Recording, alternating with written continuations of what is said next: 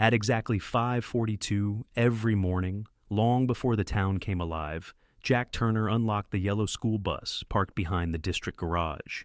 The routine never changed. Check the tires, test the brakes, turn on the lights, walk every aisle, look beneath every seat. To most people, it looked like an ordinary job. To Jack, it was a responsibility that carried 48 lives every single morning. For 18 years, he had driven the same route through the small town of Maple Creek. He knew every stop, every shortcut, every dangerous curve. He knew which children smiled every morning and which ones forced themselves to. He noticed things that teachers, parents, and neighbors often missed. A new bruise, an empty lunchbox, eyes that looked frightened instead of tired. People joked that Jack knew the children better than the town itself. They weren't wrong. Jack wasn't rich. He lived in a small two-bedroom house that had belonged to his late parents. His pickup truck had more than 300,000 miles on it. Most weekends he fixed things around the neighborhood for free. Broken fences, leaky roofs, old bicycles. Whenever someone offered to pay him, he usually answered the same way. Buy your kids ice cream instead. People appreciated him, but they didn't respect him. Whenever conversations turned toward successful people, nobody mentioned the school bus driver. At the local diner, businessmen laughed about politics. Contractors argued over million-dollar projects. Lawyers discussed court cases. Jack usually sat quietly in the corner, drinking black coffee. One afternoon, someone asked him, "So, Jack, when are you getting a real job?" The entire table laughed. Jack smiled politely. "I already have one." The laughter grew even louder. What nobody realized was that Jack believed something very simple. If children started their day feeling safe, they had a better chance of succeeding. Every morning, he greeted every student by name, every single one. "Morning, Ethan." "Good to see you, Sophia." "Ready for the math test, Liam?" Some children barely answered. Others couldn't wait to tell him about baseball games, science projects, family vacations, sometimes their parents' arguments. Jack listened more than he spoke. One cold November morning, a 7-year-old girl named Emma climbed onto the bus wearing only a thin hoodie, no winter coat. Outside, snow covered the sidewalks. Jack noticed immediately. "Where's your coat?" Emma looked down. "I forgot." She was lying. Jack knew it. After finishing his morning route, he quietly stopped at a department store. That afternoon, a brand new winter coat waited on Emma's seat. No note, no explanation. She looked around the bus. "Who bought this?" Jack simply shrugged. Maybe Santa started early. Emma smiled for the first time that week. Stories like that spread quietly. Never through newspapers, never on television. Only through grateful families. One parent found groceries left anonymously on the porch. Another discovered someone had paid for their child's field trip. A struggling single father received 4 new tires after a harsh winter. Nobody could prove Jack was responsible, but somehow, the timing was always suspicious. Every Friday afternoon, Jack stayed an extra hour cleaning the bus himself. Other drivers left as soon as their shift ended. Jack vacuumed every seat, collected every lost backpack, returned forgotten jackets. One afternoon, the transportation supervisor walked in. "You know the district pays a cleaning crew." Jack smiled. "I know."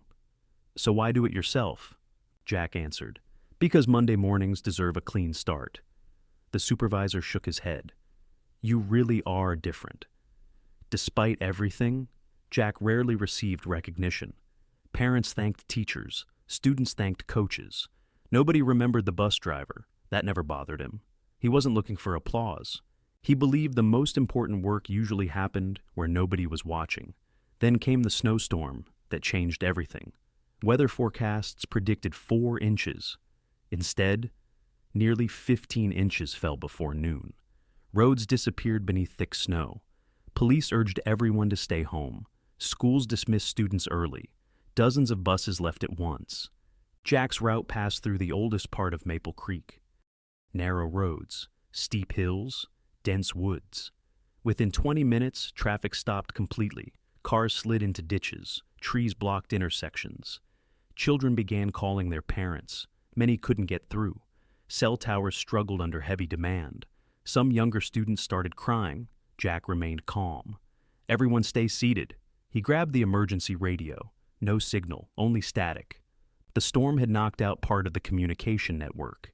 Jack knew waiting wasn't an option. The temperature kept dropping. Fuel wouldn't last forever. He remembered an old county maintenance road hidden behind an abandoned grain elevator. Most drivers had never used it. Years earlier, an elderly farmer had shown him the shortcut. Jack slowly turned the massive bus around. The children watched silently. One older student asked, "Are we lost?" Jack smiled. "No. I've just taken this road before." Snow covered almost every sign. Branches scraped against the roof. Visibility dropped to only a few yards. One mistake, and the bus could slide into the frozen creek below. Jack gripped the steering wheel tighter than ever before. Every child trusted him. He refused to let them down. After nearly 40 exhausting minutes, the trees opened. The maintenance road connected directly to the highway outside town. Police officers stared in disbelief as the yellow bus appeared through the snow. "You came from where?" Jack simply pointed toward the woods. The officer laughed. "I didn't even know that road still existed." One by one, every child arrived home safely. Not a single injury, not a single accident. The next morning, parents flooded social media with messages thanking the mysterious bus driver who had somehow found a way through one of the worst snowstorms in decades. Local television stations aired short interviews. Most praised the school district. Few even mentioned Jack's name. That was fine with him.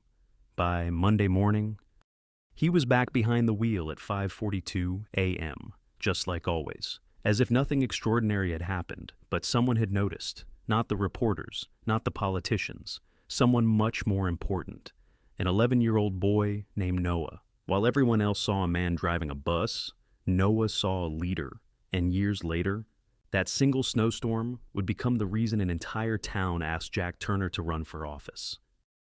The winter storm faded from the headlines within a week. Life in Maple Creek returned to normal. Children climbed onto Jack's bus every morning. Parents hurried to work. The town moved on.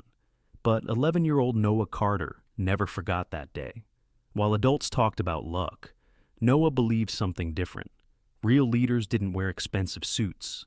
Sometimes, they wore a reflective safety vest and drove a yellow school bus. 5 years passed. Maple Creek changed. Factories closed. Small businesses struggled. Roads filled with potholes. The town council kept promising improvements. Nothing happened. Residents became frustrated. Every election sounded the same. New promises, same results. Meanwhile, Jack kept driving bus 27. He watched generations of children grow up. Kindergarten students became high school seniors. Some even returned years later to introduce him to their own children, to Jack. That was success. One evening, after finishing his route, Jack stopped at the local grocery store. Near the entrance, 2 elderly women were arguing over bottled water. The shelves were almost empty after another water main broke. Jack quietly grabbed the last case. One woman smiled. "Thank you." Instead, Jack loaded it into both of their carts. "You each take half." Neither woman had enough money for extra groceries, Jack noticed. Without saying a word, he paid the difference and left before they could stop him. The cashier watched him walk away. "He does this all the time," she whispered. Months later, a financial scandal exploded across the county. Investigative reporters uncovered years of corruption. Public money meant for schools, road repairs, and emergency services had quietly disappeared. Several local officials resigned. Others faced criminal investigations. Trust in local government collapsed almost overnight. Town meetings became packed with angry residents.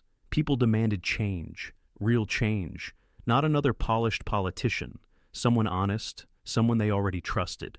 One name kept appearing, Jack Turner. At first, everyone laughed at the idea. A bus driver? He has no political experience. How could he run a town? Jack agreed with them. When neighbors approached him about running for mayor, he refused. "I'm not qualified."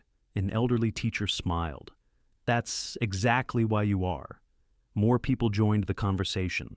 Teachers, firefighters, police officers, parents, former students, small business owners, one by one. They knocked on Jack's front door, not asking for favors, asking him to lead. Finally, one Saturday morning, Jack stood in front of the mirror wearing his work uniform. He looked at the school bus parked outside, then he looked at the stack of petition papers on his kitchen table. He took a deep breath. If I'm going to do this, I'm doing it for the kids. His campaign looked nothing like everyone else's. No giant billboards, no expensive television commercials, no celebrity endorsements. Instead, Jack visited neighborhoods. He knocked on doors himself. He listened. People expected speeches. Instead, they found someone asking questions. What worries you most? What needs fixing first? What's been ignored? For months. Jack filled notebook after notebook with answers. He promised only one thing. If I say I'll do it, I'll do everything I can.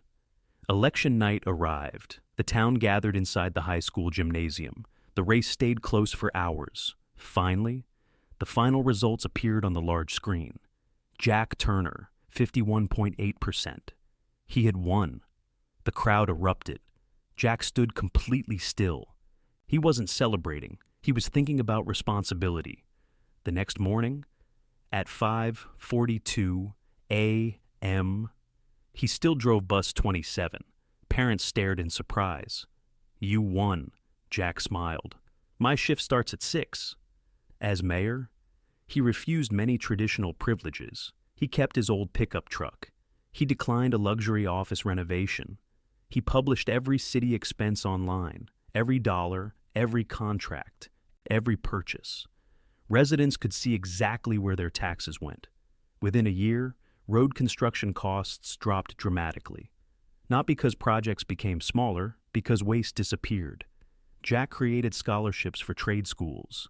Not every student wanted college. Some dreamed of becoming welders, electricians, mechanics, truck drivers, plumbers. Jack believed every honest profession deserved respect. Enrollment in vocational programs doubled. Local businesses finally found skilled workers again. The town slowly recovered.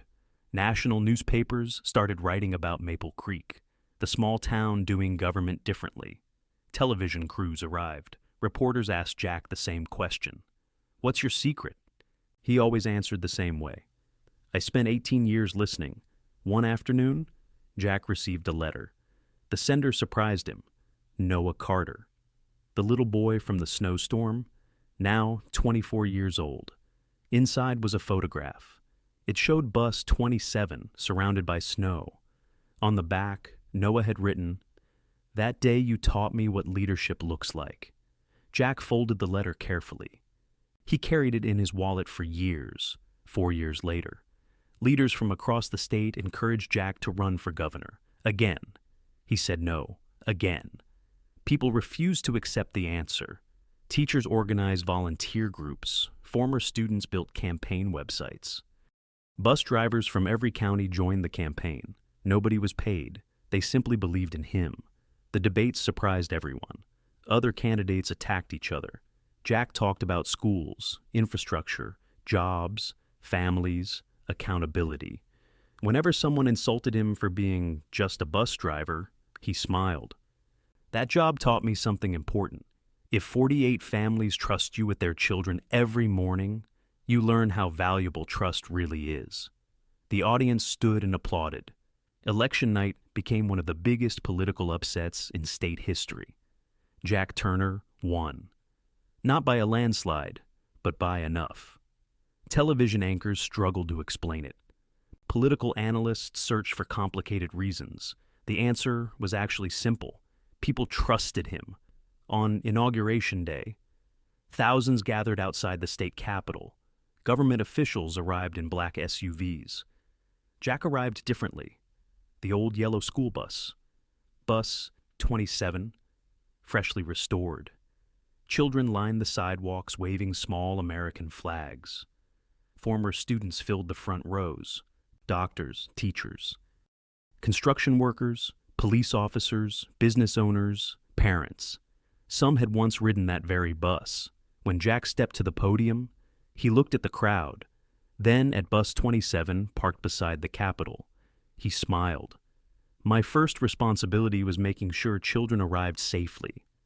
My responsibility today is making sure they inherit a state worth staying in. The applause lasted nearly 2 minutes. Years later, after finishing 2 successful terms, Jack quietly retired. He didn't move into a mansion. He returned to Maple Creek. Every Friday morning, he volunteered at the school transportation garage, sometimes washing buses, sometimes talking with new drivers. One rookie asked him, "Do you ever miss being governor?" Jack laughed softly. "I never stopped being a bus driver." The young man looked confused. Jack pointed toward a yellow bus leaving the parking lot. "Leadership has never been about the title. It's about the people depending on you. Today, Bus 27 no longer carries students. It sits inside the Maple Creek History Museum. Visitors often expect to see expensive displays celebrating a governor. Instead, they find an ordinary yellow school bus. Beside it hangs a simple plaque. It reads, "Great leaders don't begin by chasing power. They begin by earning trust. One person, one promise, and one small act of kindness at a time." And every child who walks past that bus learns the same lesson. Never underestimate the person behind the wheel. Because sometimes the school bus driver becomes the leader an entire state was waiting for.